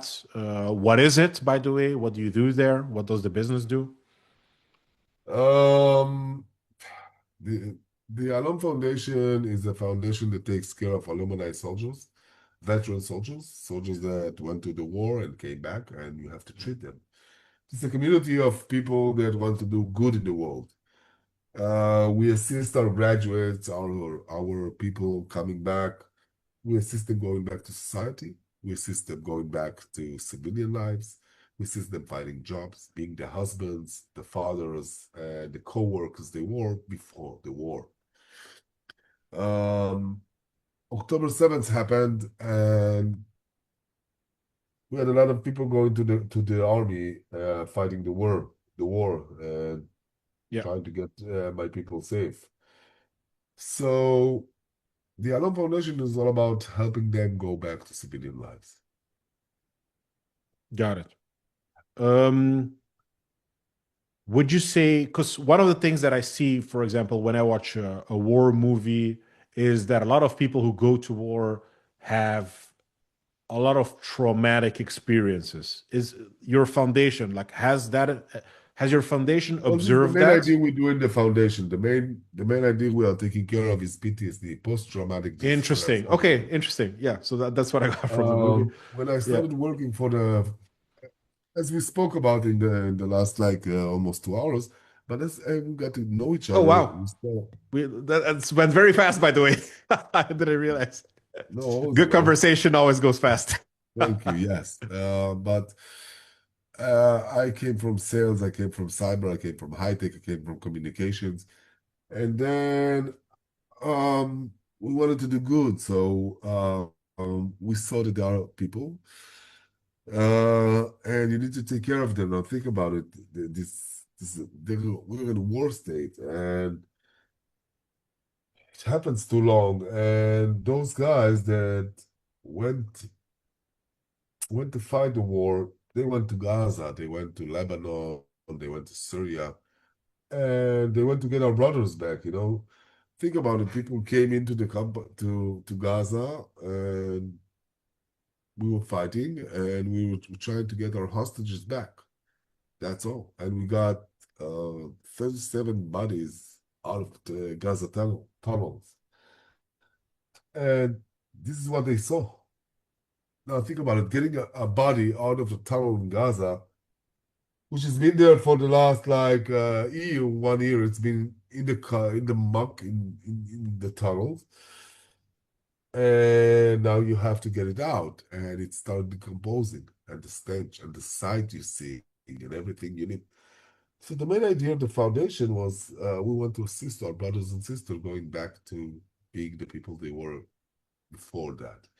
So I started learning psychology, treatment, post-traumatic distress disorder, and how we can assist those alumni veterans going back to civilian lives. Yeah, yeah. While you were doing your research on, I guess, how to help people with PTSD, specific within this context, what are some of the solutions that you have, I guess, found out about There that is you? no there is no single magic solutions. In the Mhm. foundation, we give a lot of solutions. For example, we give them retreats, sending them abroad 1 week, 2 week, yoga treatments, diving classes, climbing classes, dogs, horses. Every person soul is an individual, and to repair it, everybody needs different things. There are people that Yeah, are yeah, sitting and doing writing lessons, and by writing a story or songs about what there happened to them, they found a solution and they get better from that. So there is no there is no magic solution. I'm sorry. no, For no, no. PTSD, It the main idea is to be agile, to try to find the best solution that will be the best one for the. for the individual. Yeah, no, that makes a lot of sense to me because you need to, I guess, find out the value of the individual and try to make that individual focus more on that and less on right the PTSD, I guess, the Yeah, trauma. I mean the trauma. And Yeah, yeah, go back. so if So somebody likes writing, yeah, focus on that. If somebody likes scuba diving, like you said, right, yeah, you you have can do to. school. If they want rock climbing or Yeah, mountain, go yeah, do that. We'll yeah, assist you. And every one of them, by the way, we accompany it with treatments. We accompany it with the psychologists, psychiatrists, people, and social workers that are going over with them. yeah. Are you satisfied with the results that the foundation has been able to, I guess, provide the people with PTSD? Yeah, I'm Okay, very happy about it. that's This good. is this is a job that chose me. Hmm. I never run a foundation. I came from the high-tech field, but you have to be very brave to do this change and to go over and assist people in the time of need. And when I got acquainted with the job, I didn't know if I wanted it, and everybody said, "You're crazy. I mean, go for a stay in the high-tech field. Come on, who wants to go there?" And I think it's a mission. I think it's my mission, and I'm very proud of it. And Hmm. the manager is to do as much good as we can to assist people. Um, in Jewish, there is a saying we say, "He who keeps one life is like keeping the whole world," because every one life is a whole world. Hmm. So I think I very much relate to this saying. Um, so we try our best, and we are basically saving lives, and this is amazing. I'm very proud Yeah, of yeah. it. Well, I'm very happy that first of all, it's making you happy that you're pursuing something that is making you fulfilled. And also, of course, that these people are getting the treatment that they probably need and that are making their lives better. Like that's a good thing, I guess, to do. And did somebody, by the way, ask you to do this? Other people ask you to do this to become the CEO of this foundation, or did you find this? Did you found this foundation? One day, a friend of mine came to me. He told me this: the Yahalom Foundation are searching for a CEO, and I said, "What do you want from me? The Yahalom is an infantry unit. I'm a Navy man. It's got nothing to do with me. I came from the Navy. They are infantry." But he said, "No, you should check out what the Yahalom is all about, and you should assist them. They need a good CEO." And I said, "All right, all right." I started checking what they're doing, and I found a foundation that is all about doing good and spreading good, helping people with PTSD go back to lives. And that is amazing. Okay. So I'm Yeah, very yeah. honored that I was got the privilege to be in here, and I'm gonna do a lot of good things. Um, I want to ask you, like, you seem to be obviously a very ambitious person. Now you're CEO of this tech company, now CEO of this foundation. Why do you do what you do? Like, what drives you to be so ambitious? I want to do, first of all, I believe that everywhere you go, you need to be the best version of yourself. I mean, I wasn't the top salesman when I was working in communications. I wasn't the best flight attendant. I wasn't the best cyber expert, but I did it as I gave it all myself. I did it and I tried to be the best version of myself when I was in that role. If you work somewhere well, and you always try to be the best version of yourself, it will drive you to success. And you will always be surprised how much more you can do and how much you can succeed more. And that's what drives me. I mean, testing the limits. It's not about, when you succeed in a role of something, you try to see what's the next climax, what's the next Hmm. stop I'm gonna conquer. Hmm. And I'm all about doing good now. I mean, this is amazing. I never thought I can do that and succeed in that, especially since I'm a Navy man, not an infantryman, and I'm all into it now. And that is amazing. And this is what drives us. The idea for you to succeed and to drive you to success. Even you go to a field that is unknown. I came from high tech and I'm now giving PTSD. Two different things. I used to run CTO, CFO, marketing. Today I'm working with psychologists and psychiatrists. Different areas, all the Yeah. same, but it enabled me to expand my horizon and to have all my experience coming from one field, bringing it to another field. And this is a great advantage, and this is amazing. Interesting. So testing boundaries, see, I guess, what your own maximum potential can be, and I guess trying to get there. Obviously, yeah, the day that you will reach your maximum capacity is probably when you die, because then your entire story is finished, right? So then it's like, yeah, that's the story. That's what he accomplished, or that's what she accomplished in general. So by the way, one of the reasons I say this is because me personally, the reason I chose the investment field and probably also the podcast field is that I can do this until I die. For example, one of the things that I like sports, especially like fighting sports, like UFC, boxing, only the high level ones, not the smaller ones. I just want to see the Not best of the best. WWE. Not really. But when I say boxing and when I say UFC, I literally mean like the top three players. Like the rest, I don't care. I don't have time for the top, for the rest. I just want to see the best of the best because I do value the best of the best. I learn a lot from them, even if it's literally nothing related to my own field. It's just like, okay, how did these people get there? How did they become masters in their field? Like that fascinates me a lot. So yeah, it's basically I chose investment and probably podcast as well because I can do this while performing extremely well, literally until I die. While if I was, for example, a football player, then yeah, my maximum capacity would be 38 years old, right? But with investments, Warren Buffett is still going. He's almost 100, right? So Yeah. I like that I can do something for the rest of my life. And at the same time, get better and better. Obviously, if I become old to the point that I become mentally incapacitated, then obviously, yeah, my story pretty much end there in terms of But what I can reach. you go to one field and you want to be the best in that field. And I'm telling you, you can be best in sports until the age of 30. And at the age of 30, you can make a shift, Yeah, do for sure. something else and be the best in it as well. And you can 100% bring agreed. everything you learn from sports into the new field, and it will give you an advantage. It will make you better. Absolutely. For example, Yeah. Michael Jordan started playing baseball.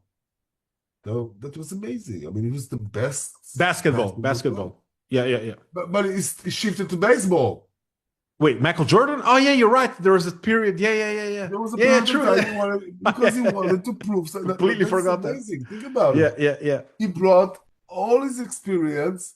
Now, even though he was a lousy baseball player, Yeah. all the success, everything he learned brought him to that, and he started from a better line. And he Yeah, wasn't afraid to try, and he wasn't afraid to fail. yeah, Failure is the best teacher. yeah, yeah. Don't be afraid to fail. Fail is okay. I love failing. For sure. Yeah, yeah, of course. It teaches you so much. Without failure, you literally cannot do anything, right? Like you'll be afraid Right? to do any action. But no, I absolutely agree with you. Like, yes, as you can go to sports, and yes, at a certain point in time, you will, I guess, reach your maximum capacity just because your body ages. But then the correct transition is going into something else. And what I'm seeing today, which makes me so happy, is that many people who are in sports realize that the transition is business because that's a much longer term game that you can play. And I'm seeing many of these But you have a people lot doing of, that. yeah, you have a lot of time to do business. Yeah, yeah, So yeah, play yeah, the sports as long as your body is capable, and then shift to the other side. All is yeah, well. yeah. All right, Sneer, we talked Oh, almost 2 hours. Last that's question to you.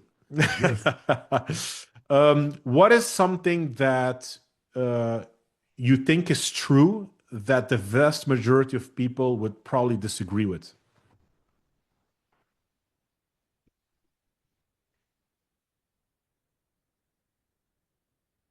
Um, wow.